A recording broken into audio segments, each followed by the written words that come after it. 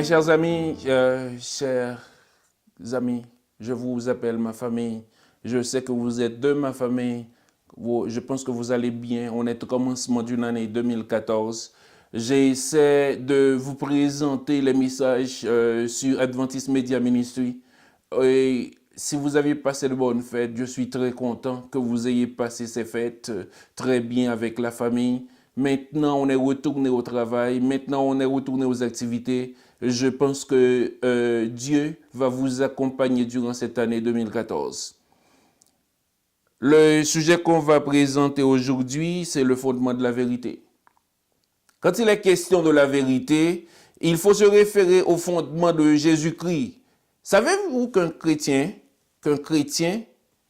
savez-vous que le christianisme est un style de vie? Qu'un chrétien doit chercher ce style de vie?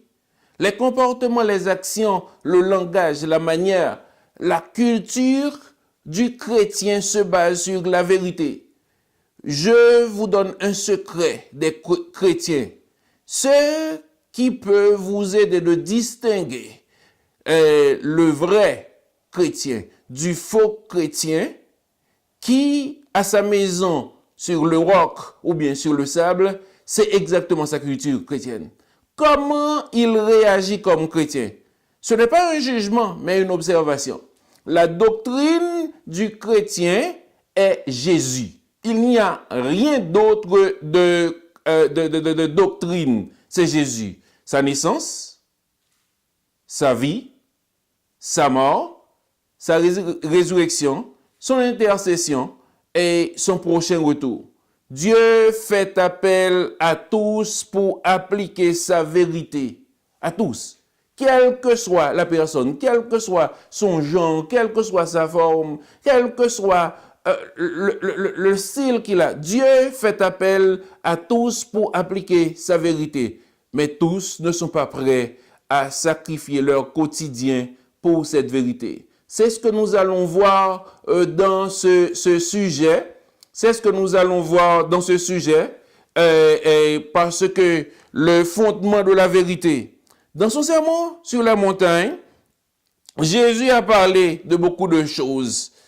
D'une part, il a parlé concernant les prophètes. Il a mis également l'accent sur la folie de la profession de foi. À moins que la vie cadre avec la profession de foi elle-même.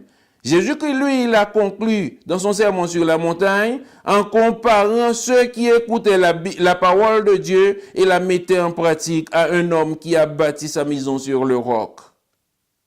Sa maison résiste à la pluie, l'inondation, à la tempête d'une part. D'autre part, ceux qui bâtissent sur le sable, il les compare à une personne qui écoute la parole de Dieu, mais qui refuse d'obéir à sa parole. Cette maison ne peut pas tenir bon. La morale est ici. Construisez un fondement solide, puisque le fondement solide, c'est Dieu. Mais avant bien même d'entrer dans les questions, mes chers amis, je vous demande un petit instant. Dans cet instant, vous allez prier avec moi. Éternel, notre Père, notre Dieu, nous venons devant ta face en ce moment pour te dire merci parce que tu nous donnes l'opportunité, tu nous donnes le moment, l'instant de venir devant ta face parce que nous allons présenter ta parole. Tes enfants vont écouter ta parole.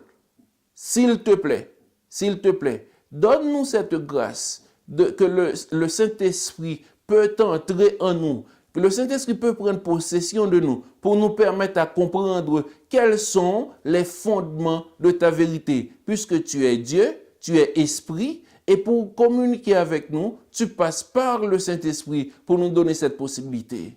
Nous te demandons, s'il te plaît, de nous aider et de nous donner ta paix et ta grâce au nom de Jésus. Amen. La première question est quelle était la réaction des gens face à la doctrine de Jésus? Nous trouvons la réponse dans Matthieu chapitre 7, le verset 28, verset 29. Matthieu chapitre 7, verset 28, verset 29. Après que Jésus eut achevé son discours, la foule fut frappée de sa doctrine, car il enseignait comme ayant autorité et non pas comme leurs scribes. Matthieu chapitre 7, verset 28, verset 29. Il connaissait sa parole, Jésus-Christ. Et son aisance a montré comment il a dominé. Il a dominé sa doctrine. Je dois vous dire que le Saint-Esprit était aussi son aide. Puisque quand le Saint-Esprit aide, il donne toute la possibilité d'arriver à un certain point. C'est Dieu qui le fait. C'est vrai. Vous allez me dire, mais qui est le Saint-Esprit? Le Saint-Esprit, savez-vous, il fait partie de la relation entre le Père, le Fils et le Saint-Esprit. Mais pour qu'il y ait cette aisance, Jésus-Christ, ce qu'il avait fait, il avait besoin de l'aide du Saint-Esprit. On est à la deuxième question. Qu'est-ce que Paul considère comme la véritable fondation sur laquelle nous devons construire? Qu'est-ce qu'il a considéré comme la véritable fondation? Dans 1 Corinthiens chapitre 3, le verset 11, car personne ne peut poser un autre fondement que celui qui a été posé, savoir Jésus-Christ. J'aime cette partie puisque Jésus-Christ est le fondement même de son Église. Il a posé la pierre angulaire et chacun de nous pose une autre pierre dessus selon la pierre initiale. Puisque c'est Jésus-Christ qui est la pierre initiale, puisque c'est Jésus-Christ qui fait tout pour nous, qu'est-ce qu'il nous demande? Qu'est-ce qu'il veut de nous? Il veut que nous posions les pierres. Ce que je fais là, je vous montre, je vous dis, je partage avec vous les commentaires bibliques, je partage avec vous les textes bibliques, je mets une pierre, mais la pierre angulaire, c'était Jésus-Christ lui-même. La troisième question est dit, peut-on être sauvé sans croire à la vérité? Peut-on être sauvé sans croire à la vérité? Dans 2 Thessaloniciens chapitre 2, le verset 13, 2 Thessaloniciens chapitre 2, le verset 13, il est dit, pour nous frères bien-aimés du Seigneur, nous devons à votre sujet rendre continuellement grâce à Dieu, parce que Dieu vous a choisi dès le commencement pour le salut, par la sanctification de l'Esprit, par la foi en Jésus-Christ et par la foi en Jésus-Christ. Personne ne peut comprendre la décision personnelle. Personne ne peut pas prendre la décision personnelle de servir Dieu. Vous le savez, s'il n'est pas choisi. Mais c'est seulement et seulement si nous avons été choisis par Dieu. Maintenant, vous pouvez me dire que je vous ai placé dans un labyrinthe. Dieu n'a pas choisi tout le monde. Il a choisi une partie et le reste de quoi il va se passer. Mais je vais vous prendre. Je vais vous dire cela. Parce que la Bible même répond dans Jean 3, verset 16. Car Dieu a tant aimé le monde qu'il a donné son Fils unique afin que quiconque, quelle que soit ta race, quelle que soit ta forme, quel que soit ton genre, quelle que soit la situation dans laquelle tu te trouves maintenant, quiconque croit en lui ne périsse point, mais qu'il ait la vie éternelle. Dieu a donné le Fils unique qu'il avait. Maintenant, il est question de ta foi. S'il vous a choisi pour le salut, dans les bons comme dans les mauvais jours, vous devez sentir la main de l'Éternel sur vous. Votre salut est dans ses mains. C'est une dépendance spirituelle complète et totale. Vous devez arriver à cette dépendance spirituelle totale avec lui. Parce que, je vous dis, il n'y a personne d'autre qui peut le faire. Parce que, moi, j'aime ça. Parce que Dieu nous a choisis dès le commencement pour le salut, par la sanctification de l'Esprit et par la foi en la vérité. Dès que vous choisissez de servir Dieu, vous devenez saint. mais vous avez le salut, mais vous devez continuellement augmenter votre foi en lui, parce que nous ne pouvons pas le faire nous seuls. Paul rappelle à ses lecteurs que dès le commencement, Dieu les a choisis. Il ne s'agit pas d'un choix arbitraire. Le choix est basé sur la sanctification de ceux qui sont choisis. La sanctification se réalise seulement par le Saint-Esprit. Donc, si le Saint-Esprit est avec nous, si le Saint-Esprit nous met dans une situation pour avoir ce contact avec lui, c'est lui seul qui peut le faire pour nous. La quatrième question, quel genre de doctrine les prédicateurs devaient proclamer? Quel genre de doctrine les prédicateurs devaient proclamer?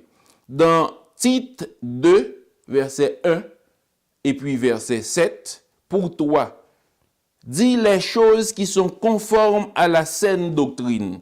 Dis les choses qui sont conformes à la saine doctrine, te montrant toi-même à tous égards un modèle de bonnes œuvres et donnant un enseignement pur, digne, une parole saine, irréprochable. Apôtre Paul, il prenait la forme pour parler ici.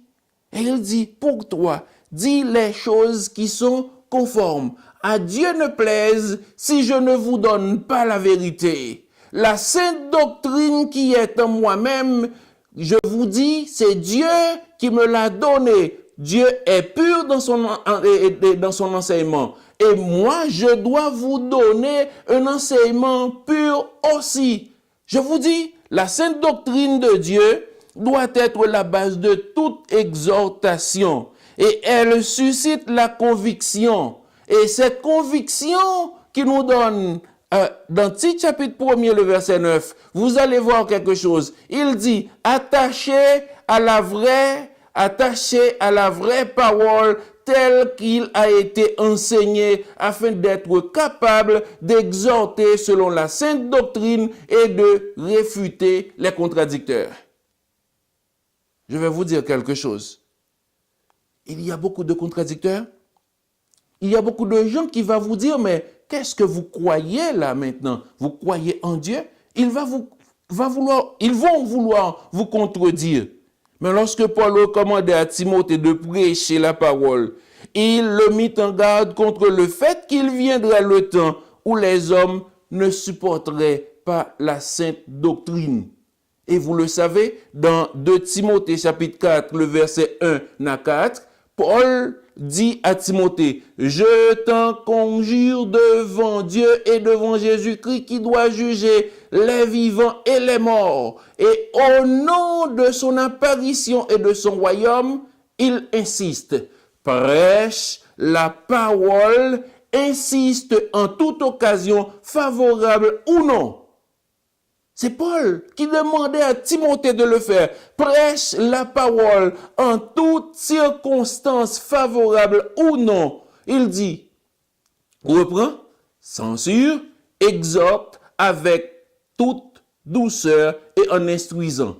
Car il viendra un temps où les hommes ne supporteront pas la sainte doctrine, mais ayant la démangeaison d'entendre des choses agréables, ils se donneront une foule de docteurs, selon leur propre désir, détourneront l'oreille à la vérité et se tourneront vers des fables. Je vais vous dire, nous vivons exactement dans ce temps.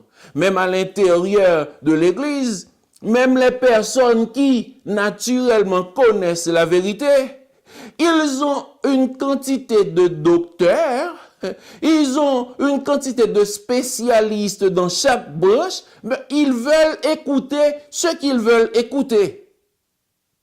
Ils ont la démangeaison, comme il le dit dans le texte, ayant la démangeaison d'entendre des choses agréables, des choses qui leur conviennent. Et ils se donneront une foule de docteurs, mais se détourneront les oreilles de la vérité. Oh, malheureusement, la vérité de Dieu est la vérité. La vérité de Dieu est ce que nous devons avoir. Et puisque nous l'avons, l'avons, c'est la Bible, c'est sa parole, son fondement, c'est la vérité. Donc, quelle que soit la personne, quel que soit l'individu, quelle que soit la position que nous devons prendre pour Dieu, c'est la vérité qui doit le faire. La cinquième question. Si une personne rejette la vérité, qu'adviendra-t-il si une personne rejette la vérité? 2 Thessaloniciens chapitre 2, le verset 10 à 12. 2 Thessaloniciens chapitre 2, le verset 10 à 12. Et avec toutes les séductions de l'iniquité, pour ceux qui périssent parce qu'ils n'ont pas reçu l'amour de la vérité pour être sauvés. Aussi, Dieu leur envoie une puissance d'égarement pour qu'ils croient au mensonge, afin que tous ceux qui n'ont pas cru à la vérité, mais qui ont pris plaisir à l'injustice, soient condamnés. 2 Thessaloniciens chapitre 2, le verset 10 à 12. Vous comprenez ça? Ce que Dieu dit ici, et toutes les séductions de l'iniquité pour ceux qui périssent parce qu'ils n'ont pas reçu l'amour de la vérité, pour être sauvés. C'est-à-dire, quand nous avons la vérité, nous devons l'aimer. Comme vous aimez votre femme, comme vous aimez votre mari, comme vous aimez vos enfants. Savez-vous, vous devez aimer la vérité pour être sauvé. Et dans le cas contraire, si vous ne déployez pas cet amour, si vous ne construisez pas cet amour, savez-vous, il le dit clairement, aussi Dieu leur envoie une puissance d'égarement pour qu'ils croient au mensonge. Savez-vous ce qui se passe maintenant? C'est pourquoi il y a des églises qui sont remplies. Parce que le prédicateur, qui est censé l'intermédiaire avec la parole de Dieu, il dit tout ce qu'il veut. Et certaines fois, ces paroles n'ont même pas de base dans la Bible qui est le fondement de la vérité. C'est pourquoi, mon cher frère, c'est pourquoi, ma chère sœur, il faut faire beaucoup d'attention si vous voulez croire en Dieu avec des miracles et des prodiges. Ils peuvent se faire des mensonges pour vous tromper sur la route du Christ. Parce que ce sont les miracles et les prodiges qui vont vous attirer l'attention. Mais malheur à ceux qui ont reçu la puissance d'égarement pour croire au mensonge. Savez-vous ce que c'est? Moi je dis, c'est un signe de perdition. Quand réellement vous voyez que vous préférez écouter le mensonge, vous préférez écouter ce qui n'est pas biblique, ce qui n'est pas dans le fondement de la vérité, c'est un signe de perdition. Si quelqu'un refuse d'écouter la loi, sa prière même est une abomination. Si quelqu'un refuse d'écouter la loi, sa prière même est une abomination devant Dieu. Paul enseigne à Timothée qu'il est important de prêter attention à l'obéissance. Non seulement ta prière est une abomination, mais l'obéissance à l'Éternel est aussi important. Prêtez attention à la doctrine qui mène à l'obéissance. De quelle obéissance veut-on parler ici? Veille sur toi-même comme chrétien. Veille sur toi-même comme quelqu'un qui écoute la parole de Dieu et sur ton enseignement. C'est Paul qui le disait à Timothée. Veille sur toi-même, veille sur ton enseignement. Et il dit encore, persévère dans ces choses, car en agissant ainsi, tu te sauveras toi-même, premièrement, et tu sauveras ceux qui t'écoutent. Aujourd'hui, je vais vous dire quelque chose. Tout est relativisé. Tout est relativisé. Même une vérité, une croyance. Tout dépend dans quel camp on se trouve. Cependant, nous ne devons jamais fermer nos yeux à la vérité de Jésus, de sorte que l'ennemi ne falsifie pas ce message que nous avons.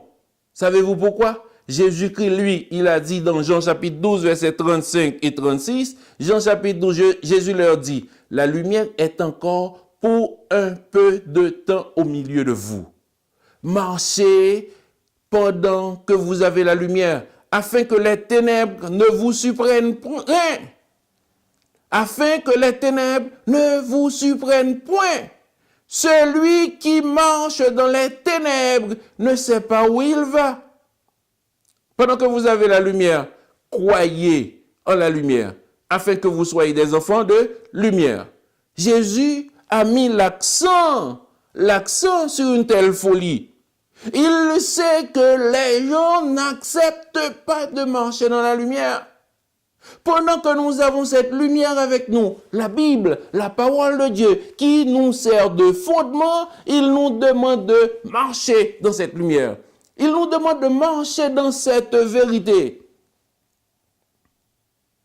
Je vais vous dire quelque chose. Écoutez, Dieu le dit très bien et il veut le dire. Il veut nous l'expliquer à nous, comme ses enfants. Laissez les aveugles qui conduisent les aveugles. Parce que si un aveugle conduit un aveugle, vous savez ce qui va se passer? Les deux vont tomber dans une même fosse. Les deux vont tomber dans un même trou. Une doctrine fausse contribue à nous enlever la foi.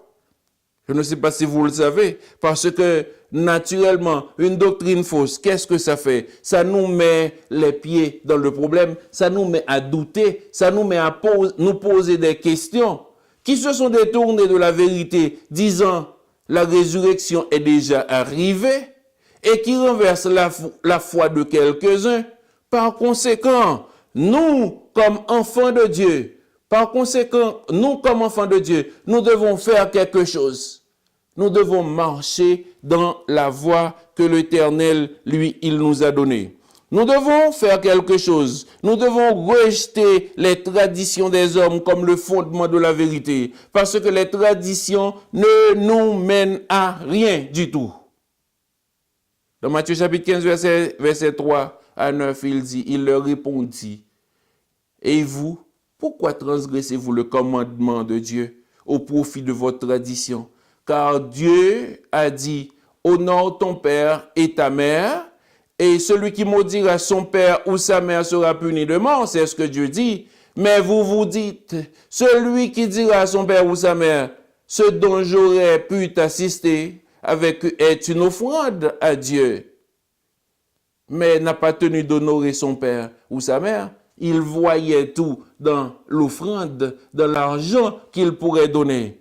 Vous annulez ainsi la parole de Dieu au profit de votre tradition, hypocrite. Ésaïe a bien prophétisé sur vous quand il dit « Ce peuple m'honore des lèvres, mais son cœur est éloigné de moi, car c'est en vain qu'il m'honore en enseignant des préceptes qui sont des commandements d'hommes. » Chers frères, chers amis, chers auditeurs, je vous dis quelque chose.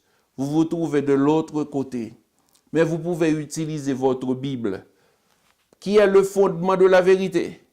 Parce que, savez-vous ce qu'il y a? Il y a une vraie adoration comme une fausse adoration. Mais si nous voulons vraiment rentrer en relation avec notre Père, notre Dieu, nous ne devons pas l'adorer des lèvres, mais nous devons l'adorer en esprit et en vérité. Et pour adorer Dieu en esprit et en vérité, nous devons connaître la base. Et cette base n'est autre que la vérité, qui est le fondement, parce que Jésus-Christ est la pierre angulaire. Et ce que nous posons, ce sont les pierres. Mais chaque pierre va agrandir pour former l'Église de l'Éternel. Que l'Éternel vous bénisse et que au moins vous avez compris quel est le fondement de cette vérité. Et vous avez vu les textes que nous avons vus avec vous. Si vous voulez les prendre, les repasser, je suis disponible à recevoir vos commentaires et vos questions. Si vous allez en bas en Adventist Media Ministry, vous pouvez m'envoyer. Mon nom est Bank Saint-Fleur. Il y a toute une équipe qui est derrière nous. Ils vont recevoir les questions, ils vont me les passer et je vous répondrai tout de suite parce que nous, si vous voulez avoir cette communication avec nous, nous le ferons de gaieté de cœur de l'avoir avec vous. Merci d'avoir été avec nous. Notre prochain sujet va rentrer dans un autre thème. Chute et rédemption de l'homme. C'est l'autre thème, mais le sujet que nous allons voir, qui va être le sujet 6, c'est l'apostasie de Satan. Donc, j'espère que vous allez être avec nous la prochaine fois. Encore, que Dieu vous bénisse.